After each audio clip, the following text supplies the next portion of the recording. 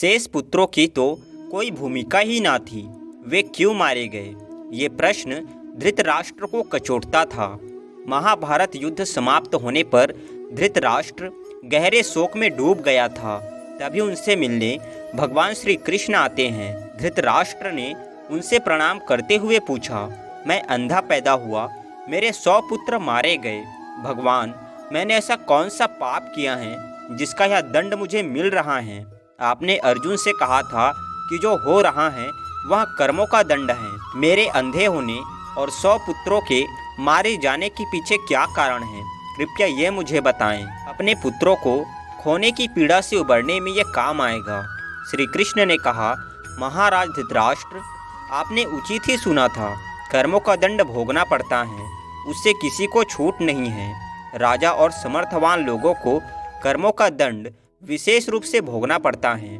समर्थवान बनाते हैं तो उनसे ज़्यादा जिम्मेदार होने की आशा रखते हैं। कुछ पाने के लिए कुछ तो देना ही पड़ता है ना महाराज।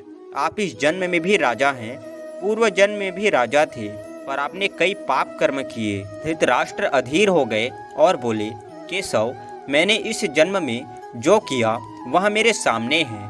एक राजा और एक बड़े परिवार का मुखिया होने के नाते मुझे वही उचित लगा। पूर्व जन्म का रहस्य जानने को उत्सुक हूँ।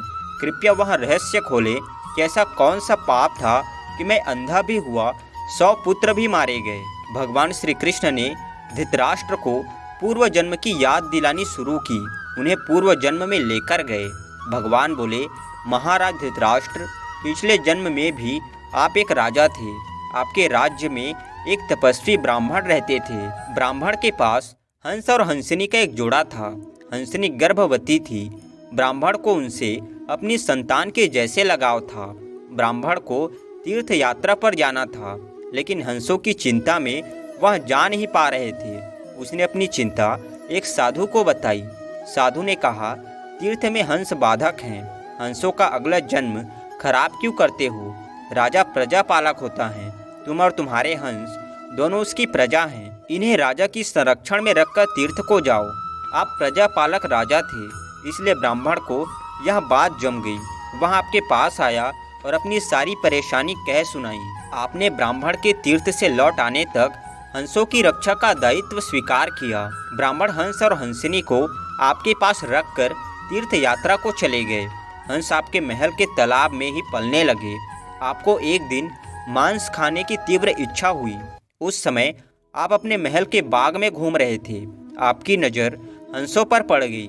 आपने सोचा, सभी जीवों का मांस खाया जाता है, पर हंस का मांस आज तक नहीं खाया। इसका स्वाद आखिर कैसा होता होगा? आप इसी विषय पर सोचते रहे और हंस का मांस खाने की इच्छा तीव्र होती चली गई। यह इच्छा पराकाष्ठा पर पहुंच गई और आप खुद को रोक ना पाए। आपने हंस के 2 बच्चे भूनकर खा लिए।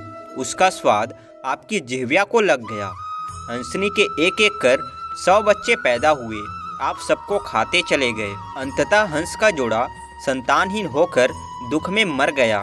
कई साल बाद वह ब्राह्मण तीर्थ यात्रा से लौटा और आपके पास आया। उसने आपसे अपने हंसों के बारे में पूछा। हंस तो आपके लोभ की बलि चढ़ चुके थे। प्रजा पालक राजा ये कैसे कहता कि उसने अपने प्रजा की संपत्ति को चुपके से लूट लिया? इसलिए आपने ब्राह्मण से कह दिया कि हंस बीमार होकर मर गए। ब्राह्मण दंपत्ति आप पर पूरा भरोसा करते थे। उसने आपकी बात मान ली और विलाप करते घर चले गए। महाराज धृतराष्ट्र, आपने हंस के बच्चों को खाकर और फिर झूठ बोलकर एक साथ कई अपराध किए।